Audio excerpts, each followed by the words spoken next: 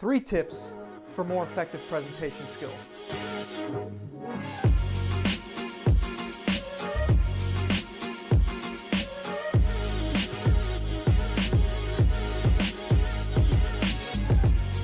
Awesome. So we ready to rock and roll? My name is JJ Pillar. I just want to share with you very briefly 3 specific things that you can do to master your ability to give a presentation effectively, powerfully, much more so than you're doing right now today. And the reason I bring this up as a topic, number one, I love it. I love figuring out how can I get up in front of a group and just deliver with even more value. And certainly there are hundreds of things, if not thousands, of different tips, ideas, tools, tactics, strategies that we can use to become even more effective when standing in front of a group, whether they're a group of our fellow employees at work or a group of potential clients or group of clients or a group of people who manage us or the people that we manage. When we can utilize more effective, more powerful tactics and tools for more effective presentation skills, we can figure out how to get even more people on board, to feel motivated, to feel enthusiastic, to feel connected to whatever it is that we have as our mission for our team, our organization, our family, and the way that we serve our clients.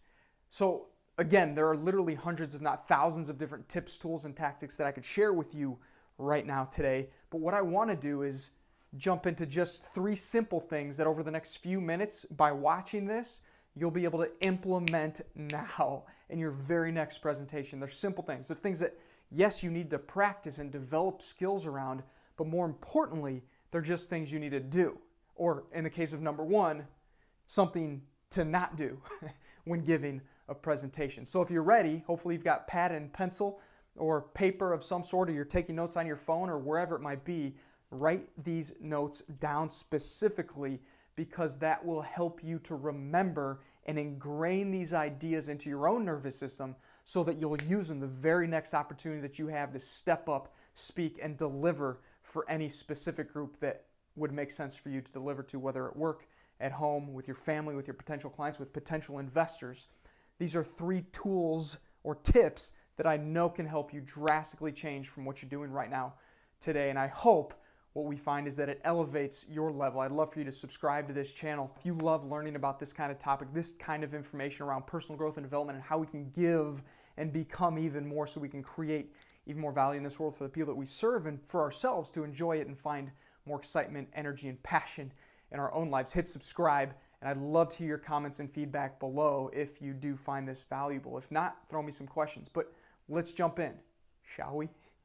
So number 1, in the 3 tips for more effective presentation skills, do not, and this is something that I find a lot of people do, and what I want you to know is you shouldn't do this. Not that you can't effectively do this thing and still succeed, but in my experience from the hundreds of presentations that I've given to the people that I've coached to give more effective presentations, and from my experience in observing more effective presentations, when you do not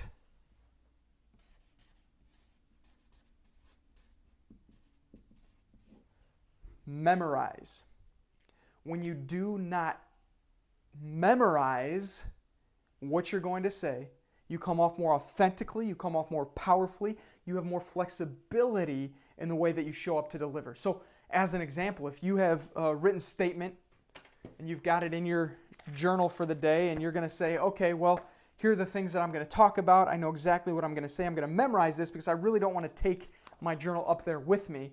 I just want to be able to memorize it. So you train and you train and you train and you memorize, whether it's a 5-minute spiel or a 50-minute spiel or a 2-hour presentation.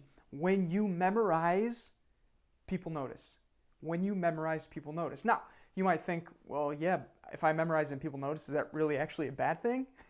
And, oh, my mic's falling off. What I'd suggest to you is it's not a bad thing. It's just not as effective as you could be. Because think about the presentations that you've observed. When you know, when you can just tell that someone has actually memorized what they're saying, how does that feel to you? Does it feel like they're there with you? Or are they somewhere else, but they're delivering words while they're there? Meaning, do you feel as connected with that person when they've just memorized something and you can tell they're just regurgitating the things, the words, the ideas, the concepts, the sentences that they've memorized? Whereas when you go to a presentation, it feels like, well, gosh, this is kind of off the cuff. This is fun. This is exciting. How does that feel differently? Do you feel more connected to that individual? Typically, we do, don't we? We feel like, well, they showed up to deliver for me specifically. They didn't just memorize something and come copy and paste it onto me as an audience member, onto me as someone they manage, or onto me as a client or a prospective client. They've engaged with me. They've felt connected to me, and they've delivered based on the connection. So what I'd submit to you is that when you do not memorize, it doesn't mean you don't remember and know the topics and ideas you want to come up with. But when you do not memorize word for word the presentation that you're going to give, you bring a different level of authenticity and connection to the people that you're presenting to. Now, what do you do then if you're not going to memorize? We call it extemporaneous presentation. And I'll make another video on that later, so hit subscribe if you'd like to find out more about that, or comment below and let me know that you want to hear more about that. I'll make sure that I specifically mention to you when it comes out. But here's the thing about extemporaneous. I'll give you a very, very quick overview. It's just the idea that you have bullet points. You know generally what you're going to speak to, but when you step up that day on that stage in front of that group, you just deliver based on looking at those points. So for me, as an example, when I'm doing this presentation on presentation skills, I know that I have these 3 points to cover.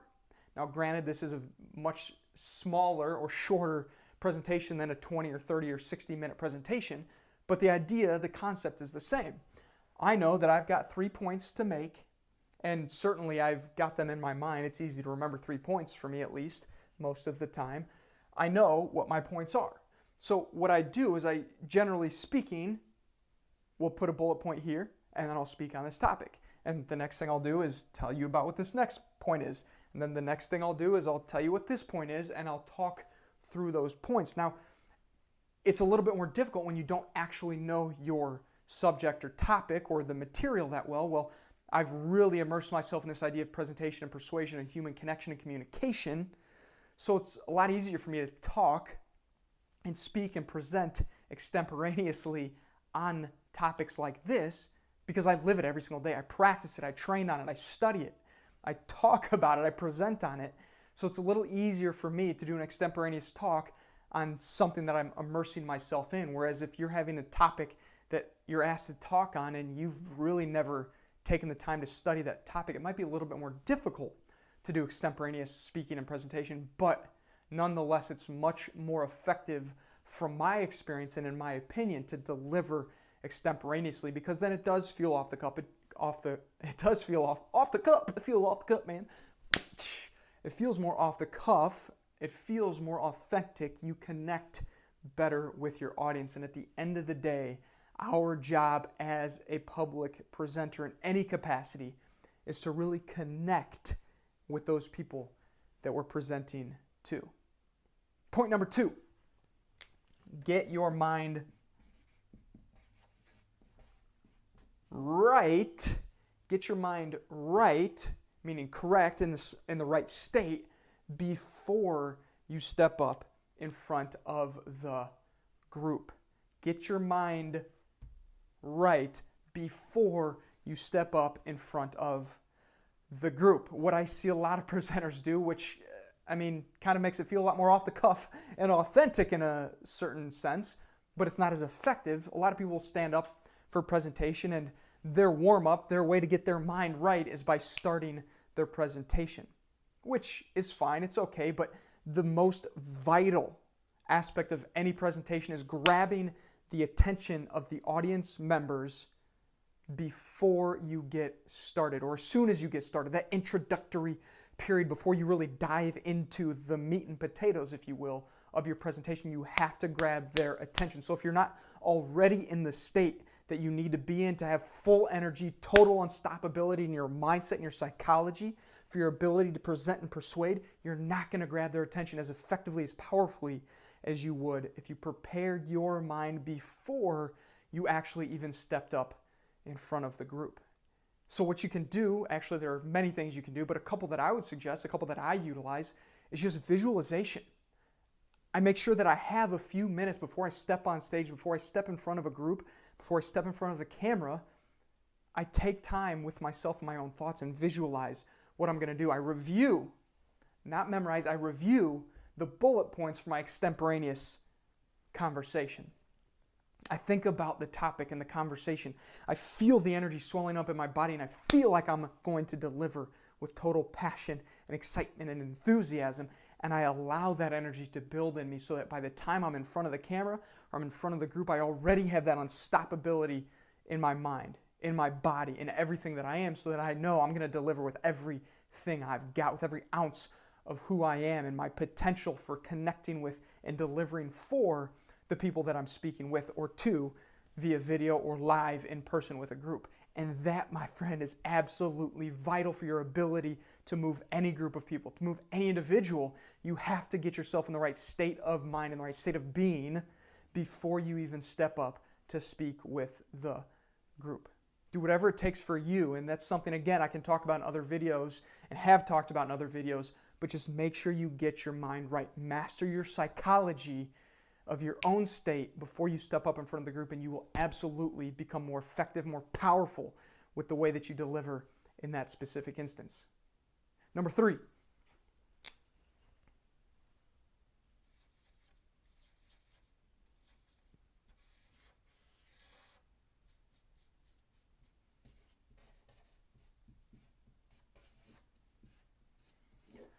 Smile. Smile. And I've coached individuals before in speaking, and I still do currently. I don't just mean in the past. It's something that I do. I coach on presentation skills and how you can step up in front of a group and really connect and deliver. And for many of us who aren't necessarily trained consistently, who aren't yet to that point where it's just natural and it feels good and we're very skilled at that ability, for most of us, we just want to get through the presentation. We just want to get up in front of that group or stand in front of the camera, and we want to get through it. We are not in a position where we say, yes, I love this. For most of us, that takes time. For some of us, we never get to that point. We do presentations because we have to, not because we want to. But for me, I'm at the point where I freaking love this. I love standing up in front of a camera and speaking to the people that I know are going to see this. I love getting in front of a live group, especially where I can feel the energy and I can connect in person with every individual. But at the end of the day, for most of us, before we make it our habit and our ritual and our feeling of who we are to step up in front of a group, we just want to get through the presentation. And the first thing that we lose when we're just trying to get through a presentation is our smile. For most of us, we don't consciously, intentionally condition ourselves to smile throughout the duration of a presentation because we're just like, I'm in the mode of, I've got the information, I've got to get it out to the people, and that's it. Information, get it out. Information, get it out. Information, get it out. And that's how we feel about giving a presentation. We're just looking at our PowerPoint or we're looking at our notes. We're like, I just need to deliver this message.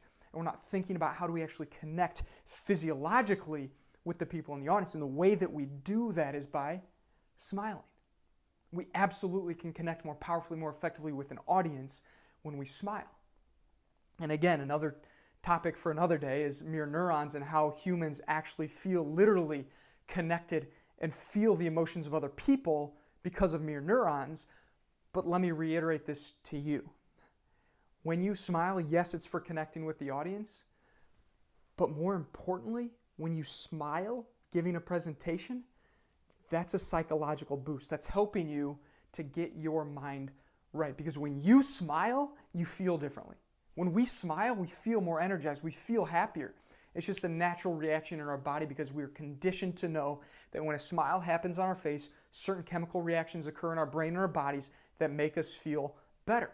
So when we smile, we're in a better position to deliver with more power, with more energy for the people that we're connecting with, for the people that we're presenting to. So when you smile, or if a presentation coach or a speech coach tells you you need to smile more, don't think, well, jerk, why do I need to smile more? What you need to think is, yes, it's for the audience, but more importantly, it's to remind me that I feel great, that I'm happy, that I'm excited, that I'm enthusiastic, that I'm excited to be here on this stage presenting to this group specifically. Because when we smile, we start to feel better. We remind ourselves why we're here. It's for a purpose. It's to serve. It's to deliver value.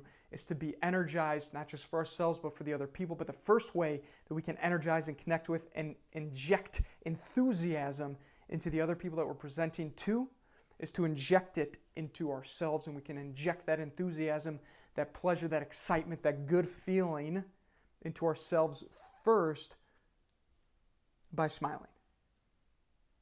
What do you think about these 3 steps? Which of these do not memorize, number 1. Number 2, get your mind right before you step up. And number 3, smile. Which of those 3 do you think could make the biggest difference for you as a presenter right now today? And by the way, which one will you choose to focus on in your very next speaking opportunity, in your very next presentation that you'll be giving? Now remember, you can be giving this presentation to just one other person or to a group of people. Presentation doesn't just mean speaking to thousands of people. It can mean speaking with one other individual. These 3 points go across the board for 1,000 people to 100 people to 2 people to 1 other person. They can be used in all of those different scenarios. So let me ask you, please comment below, which one of these 3 will you take and use because you feel most connected to it, like it'll be most helpful for you in your very next presentation. And if you found value in this, please subscribe, share it out, like, comment below. Let me know what you liked most about it. Let me know which of the 3 you're going to use. Again, I'm JJ Peller, talking with you about personal development, personal growth, and specifically today about how to present more effectively for your very next presentation. And until next time, as always, my friend, have fun and be awesome.